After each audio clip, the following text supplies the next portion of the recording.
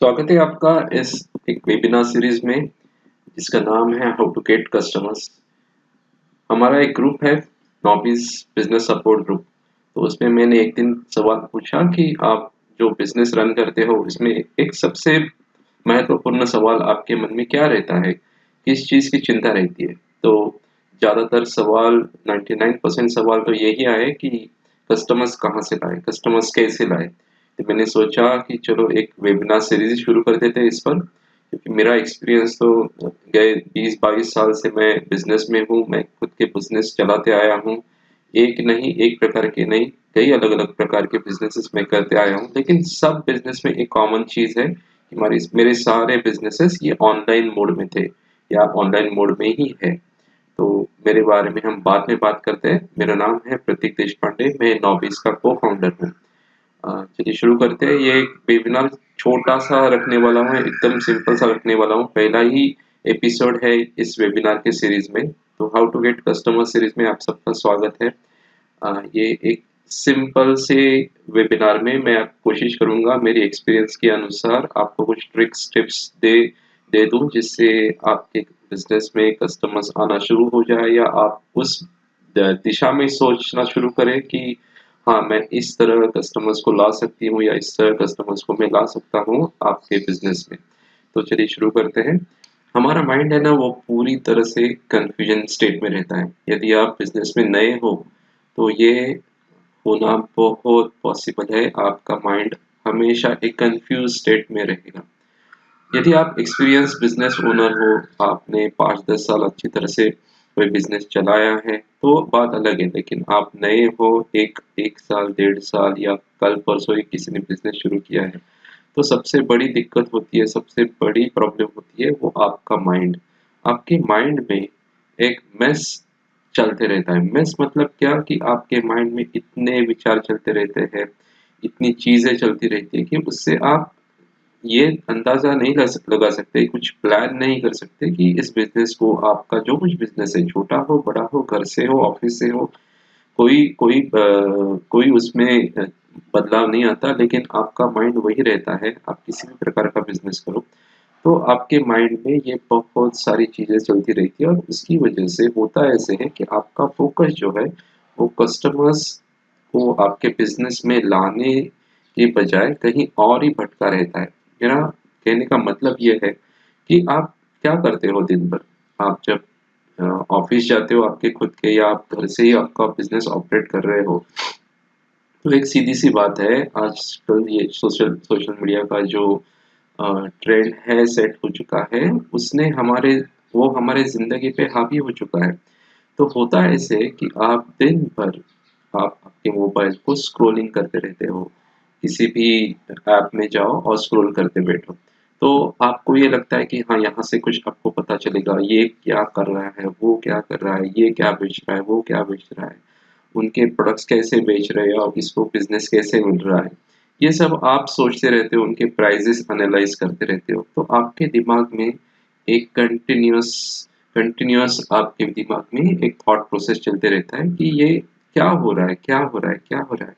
मैं बताता हूँ इसकी जगह आपको क्या करना चाहिए। तो ये स्क्रॉलिंग जो है, एंडलेस स्क्रॉलिंग आप दिन भर करते हो, ये बहुत बड़ी दिक्कत है आपके माइंड में।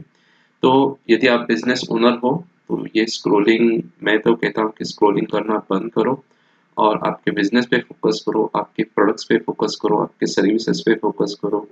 आपके प्रोडक्ट्स और सर्विसेज़ को अच्छी तरह से आप कस्टमर्स तक कैसे पहुँचा सकते हो, उसके बारे में सोचो, ना कि वो स्क्रॉलिंग। स्क्रॉलिंग बंद कर दो प्लीज़। उसमें सिर्फ़ आपका समय जाता है और कुछ आपको मिलता नहीं है। बाकी तो जब आप स्क्रॉलिंग करते हो तो आप ढेर सारे एड्स देखते हो फेसबुक पे, इंस्टाग्राम पे। तो वहाँ पे और एक कन्फ्यूजन क्रिएट होता है कि अरे हाँ, इनके तो प्रोडक्ट 200 रुपए में है, इनके तो प्रोडक्ट 100 रुपए है, मेरा तो प्रोडक्ट 500 रुपए का, तो मेरा कैसे बिकेगा? तो ये एक डर पैदा हो जाता है मन में। तो यदि आपको पता है कि आपका प्रोडक्ट 500 रुपए में बिकने वाला है और उसकी वैल्यू भी 500 रुपए ही है, जब आप ज़्यादा चार्ज नहीं कर रहे हो, आपको पता है कि उस प्रोडक्ट को 500 रुपए में बेचना सही है, तो आप कुछ ऐसा सोचो उस प्रोडक्ट के बारे में जिससे आपके कस्टमर्स को पता चले कि इस प्रोडक्ट की कीमत 100 रुपया नहीं, 500 रुपया है। और 500 रुपया क्यों है? मार्केट में जो अलग दिख रहा है, 100 रुपए में दिख रहा है, फ्री में दिख रहा है, तो उसमें क्या है क्या नहीं है, इसके बारे में आप नोट्स बनाओ, इसके बारे में आप समझो। हाँ, इसके लिए आपको थोड़ा तो स्क्रॉलिंग करना पड़ेगा ही। मैं ऐसे नहीं कर रहा हूँ कि स्क्रॉलिंग मत करते बैठो या सोशल मीडिया पे, लेकिन आप जब स्क्रॉलिंग करते हो तो उस पर कुछ कंट्रोल रखो। घंटों घंटों आप ऐप खोलोगे और स्क्रॉल करते बैठोगे, देखते बैठोगे, तो उसका कोई मतलब नहीं है। आपको जो एफर्ट लेने हैं वो आपके बिजनेस के लिए लेने हैं, तभी जाके आपका बिजनेस आगे जाके सेट होने वाला है। आप और भी एक आजकल ट्रेंड आया है, वो शाम के 4 बज गए तो कई सारे फेसबुक के ग्रुप्स हैं, वहाँ पे वो लेडीज आती है, वो मैं ये बेच रही हूँ, मैं वो बेच रही हूँ, ये कपड़ा इतने का, वो कपड़ा इतने का, ये चीज लो, वो चीज लो। पूरा बाजार खड़ा करके रखा है लाइव मोड में फेसबुक पर। ज्यादा करके फेसबुक पर हो रहा है ये आजकल, फेसबुक के ग्रुप्स में।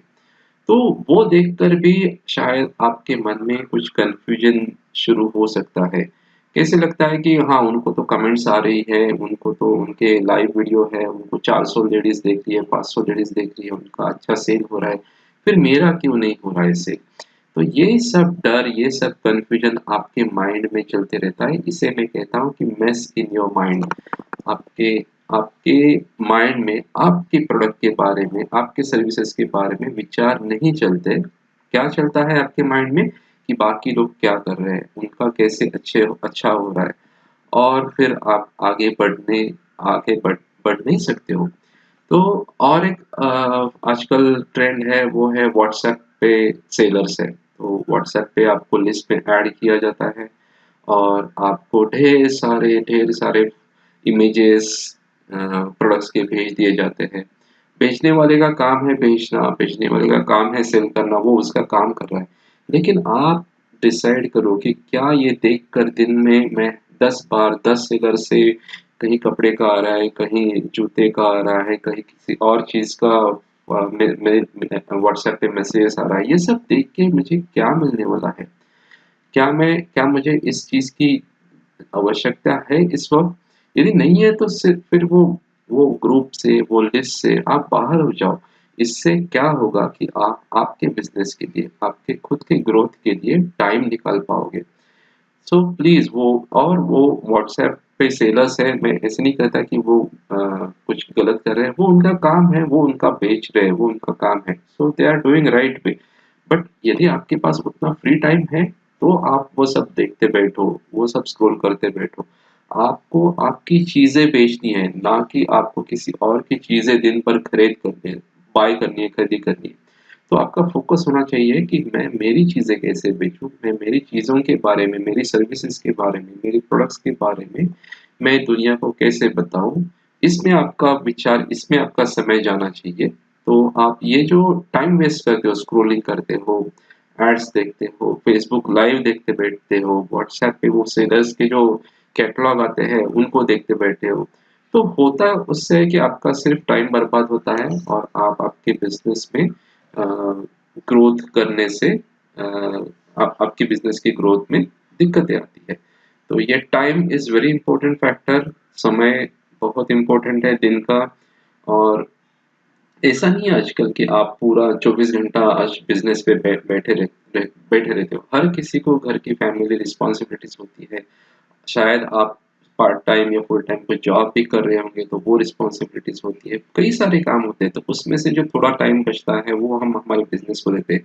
आप में से कई लोग जो फुल टाइम बिजनेस में हो तो बहुत बढ़िया, तो आप तो पूरा टाइम देते हो, लेकिन उसमें यदि आप ये सब चीजें कर रहे हो, टाइम किलर्स मैं जिसे कहता हूँ, ये टाइम किलर्स है, तो उसे बंद कीजिए, कम कीजिए, तो आपको आपके बिजनेस के लिए टाइम जरूर निकलेगा। तो निकला हुआ टाइम आप कैसे यूज कर सकते हो, तो इसके बारे में मैं आगे अभी बात करता हूँ। होता ऐसे है कि हम जब स्कूल में रहते हैं तो हमें तो एक ही चीज पता होती है कि यार मार्क्स के पीछे भागो, स्कोरिंग अच्छा करो, मार्क्स के पीछे भागो, पढ़ाई अच्छी करो, बस वही चलते रहता है हमारे मन में। तो हम तो लगे रहते हैं मार्क्स के पीछे भागने के लिए। उसके बाद जो आता है दौर, स्कूल खत्म होने के बाद हम जब कॉलेज जाते हैं, तो कॉलेज में तो ये सीन रहता है। एक ये मैं ऐसे दिखा रहा हूँ कि एक लड़का लड़की के पीछे भाग रहा है, लेकिन उल्टा भी होता है। तो वो जो एज ग्रुप होता है अपना कॉलेज की ड्यूरेशन या टीन एज में या कॉलेज के बाद जब आप जॉब में लगते हो, तो लगभग 15 से लेके 25 तक का जो आपका एज रहता है, तो आप किसी न किसी चीज़ के पीछे भागते रहते हो। वो शायद इस तरह के रिलेशनशिप्स हो, आपके फ्रेंड्स हो, मे बी स्टेटस हो, मे बी ईगो हो, कुछ ना कुछ करने के लिए आप हमेशा किसी न किसी के पीछे आप तो भागते ही रहते हो।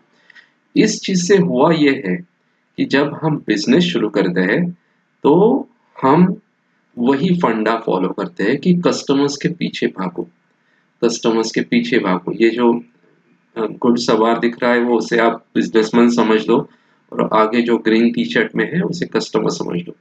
तो इस तरह हम कस्टमर्स के पीछे भागना शुरू करते हैं, क्योंकि हुआ ऐसे है कि हमारा जो माइंड है वो प्रोग्राम हो चुका है बचपन से लेके कॉलेज तक, यानी कि हमारे लाइफ के पहले 25 साल प्रोग्राम हो चुके हैं, जिसमें ये बताया गया है, ये सिखाया गया है कि आपको सिर्फ किसी के तो पीछे भागना है। वो मार्क्स हो, रिलेशंस हो, फ्रेंड्स हो या और कुछ हो, तो आपको सिर्फ किसी के पीछे भागना है, यही सिखाया गया है। ये सबसे बड़ी प्रॉब्लम है जब हम बिजनेस करते जाते हैं। तो बिजनेस में इस तरह से काम नहीं होता, ये आप एक बात समझ लो। आपको कस्टमर्स के पीछे नहीं भागना है। ओके, तो फिर कस्टमर्स के पीछे नहीं भागना है तो क्या करना है? कस्टमर्स के पीछे भागना यानी कि वो कस्टमर्स एनॉय हो जाता है, वो उसको पसंद नहीं है कि आप उसके पीछे पीछे हमेशा भागते रहो और उसको आप आपकी चीजें बेचो। तो हाँ, थोड़ा तो कस्टमर्स के साथ फ़ॉलो अप होना चाहिए, रिलेशनशिप्स होना चाहिए, वो बात अलग है। लेकिन जो हमारा ये भागने का सिलसिला बचपन से शुरू हुआ है ना, तो उसे आपके माइंड उसके उसे आपको बदलना होगा। आपके माइंड को थोड़ा-सा अलग ट्रेनिंग देना होगा। ये इस तरह भागना बंद करो कस्टमर्स के पीछे। तो आप पूछोगे भाई ये तो ठीक है, हमने भागना बंद कर दिया, घर पे बैठे रहेंगे, तो फिर कस्टमर्स कहाँ से आएँगे? आपको घर पे बैठना है या ऑफिस में बैठना है या पार्क में बैठना है, बात एक ही है।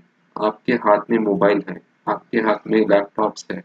आजकल कस्टमर्स के पीछे इस तरह फिजिकल नहीं भागा जाता है। आप कस्टमर्स के सामने रहिए। तो आगे के स्लाइड में आप समझोगे कि कस्टमर्स कैसे लाए हम, customers how to get customers, ये जो मेन टॉपिक है इसके बारे में हम बात कर रहे हैं। तो अभी देखते हैं अगले स्लाइड में। तो कस्टमर्स को ये बिल्कुल भी पसंद नहीं है कि आप उसके पीछे भागते रहो। हाउ टू गेट कस्टमर्स में पहला पॉइंट जो है वो है ब्रांडिंग। क्या है ब्रांडिंग? मतलब आज मैं आपको पूछूं तो एक कार कंपनी का नाम बता, तो आप बोलोगे टाटा मोटर्स, या आप बोलोगे ऑडी या बीएमडब्ल्यू या मारुति या हुंडई होंडा, ये सब ब्रांड हो चुके हैं। आपको मैंने पूछा कि यार वॉशिंग पाउडर का ब्रांड बताओ, तो आप बोलोगे सर्फ एक्सेल, रेन, कोई बोलेगा निरमा, कोई बोलेगा और कुछ टाइड। तो ये सब ब्रांड हो चुके हैं। आप एक बार सोचो कि आपके मन में, आपके दिमाग में ये जवाब कहाँ से आए? जब मैंने आपको पूछा कि मुझे कार कंपनी के ब्रांड्स बताओ या वॉशिंग पाउडर के ब्रांड्स बताओ, तो ये आपके दिमाग में कैसे आया ये ब्रांड? मुझे पता है कि ये कंपनीज बहुत बड़ी है और हमारे बिजनेसेस बहुत स्मॉल स्केल पर चलते रहते हैं, तो कोई कंपैरिजन नहीं है, लेकिन कंसेप्ट जो होता है ना ब्रांडिंग का, वो वही होता है। कैसे वही होता है मैं आपको बताता हूँ। जब आपको किसी चीज की जरूरत हो, ध्यान से देखिए, ध्यान से सुनिए। जब आपको किसी चीज की जरूरत हो, तो आपके दिमाग में जो पहला जवाब आता है उसे कहते हैं ब्रांड।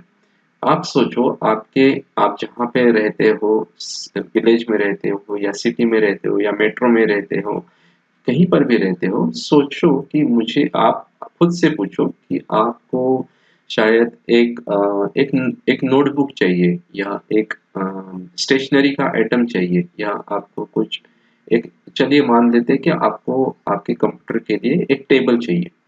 तो आपके मन में यही सवाल लेते चलो कि मैं आपसे पूछता हूँ कि आपको एक टेबल चाहिए जहाँ पे आप अपना कंप्यूटर रख सको, तो आपके दिमाग में इस वक्त किसका नाम आ रहा है? कौन से फर्नीचर शॉप का नाम आपके दिमाग में आ रहा है? सोचो आप। तो अब आप सोच के बताओ, या सोचे आप आपके एंड पे कि ये नाम आपके दिमाग में क्यों आया? ठीक है, तो ये तो शॉप लोकल है, आपके दिमाग में जो शॉप आया वो लोकल है कि हाँ, यहाँ से मैं जाके आज मेरे कंप्यूटर के लिए टेबल ला सकता हूँ। तो ये जो शॉप है, इसका ब्रांडिंग आपके दिमाग में हो चुका है, क्योंकि वो शॉप को आपने इसके पहले हज़ारों बार जाते-आते देखा है। उस शॉप के बारे में एडवर्टाइज़मेंट्स आपके पेपर में आए होंगे या आपके घर पे वो लीफलेट आया होगा या किसी और तरीके से उस शॉप ओनर ने आपसे संपर्क बनाया रखा है। उसको पता है कि आपको कंप्यूटर टेबल की ज़रूरत हर रोज़ नहीं होती, लेकिन उसको ये भी पता है कि जब इस बंदे को कंप्यूटर टेबल की ज़रूरत हो, तो उसे सिर्फ़ मेरा नाम याद आना चाहिए। इसे कहते हैं ब्रांडिंग। तो ये ब्रांडिंग कैसे की जाती है? ब्रांडिंग के लिए आपको हमेशा कस्टमर के सामने रहना चाहिए, ना कि कस्टमर के पीछे भागना चाहिए, वो दोनों में फ़र्क है।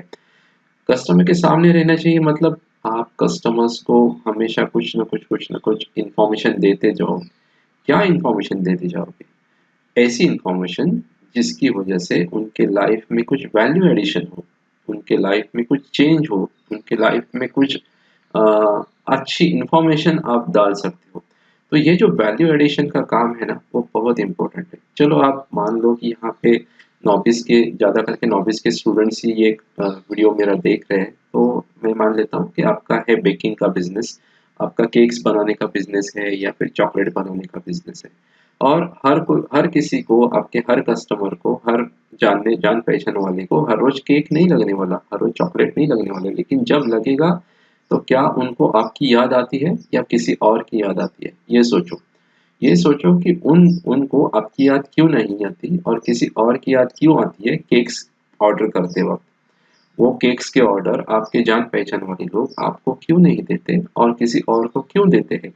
तो इस बारे में यदि आप ज़रा सोचोगे, ओके, तो आपको पता चलेगा कि आप आपके कस्टमर्स के सामने हमेशा नहीं रहते हो।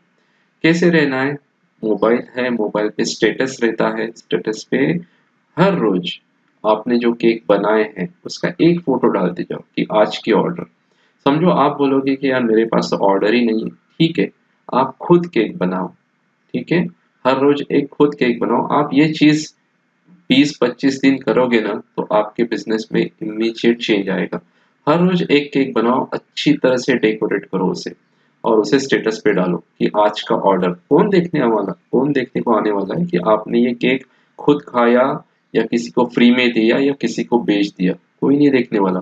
आपके स्टेटस में सिर्फ ये रहना चाहिए कि आज के केक का ऑर्डर और ये केक है, इसका प्राइस ये है। तो आप ये हमेशा हर रोज 20-25 दिन करते जाओगे ना तो धीरे धीरे ऑर्डर्स आना शुरू हो जाएंगे और तब ये आप जो फ्री में केक बना रहे हो वो कम हो जाएगा और कस्टमर्स की जो केक के ऑर्डर आएंगे उसके फोटो निकालो। जब आप बनाते हो तो आप जब बनाते हो तब उसके भी छोटे छोटे वीडियोस बनाओ ताकि आपके कस्टमर्स को ये पता चले कि आप किस अच्छी तरह से बना रहे हो, यानी कि साफ सुथरा आपका किचन है, प्लेटफॉर्म साफ सुथरा है, आपने ग्लव्स ग्लव्स पहने हुए हैं, आप क्या क्या उसमें प्रिकॉशंस ले रहे हो हेल्थ पॉइंट ऑफ व्यू, कैसे डेकोरेट कर रहे हो, उसके छोटे छोटे रील्स बनाओ, वो व्हाट्सएप के स्टेटस पे डालो, इंस्टाग्राम के स्टेटस पे डालो। तो इस वजह से क्या होता है कि आपके कस्टमर के दिमाग में आप हमेशा बने रहते हो। हाँ, जब उनको केक चाहिए तो आप उनको आपकी याद आएगी। क्यों आएगी? क्योंकि उनको पता है कि आप अच्छी तरह से केक बनाते हो। आपके केक्स तो अच्छे दिखते ही है, टेस्ट भी अच्छा होता है। उसके अलावा आपका किचन भी बहुत साफ-सुथरा होता है, तो अच्छी कंडीशन में ये केक्स बनते हैं। तो आपको ऑर्डर्स तो आनी ही है। ठीक है, तो ये सब हुआ कि ब्रांडिंग करो। ब्रांडिंग करो मतलब कस्टमर्स के सामने रहो। कस्टमर्स के सामने कैसे रहोगे? तो ऐसे हमेशा वीडियो कंटेंट आपको बनाना ही पड़ेगा।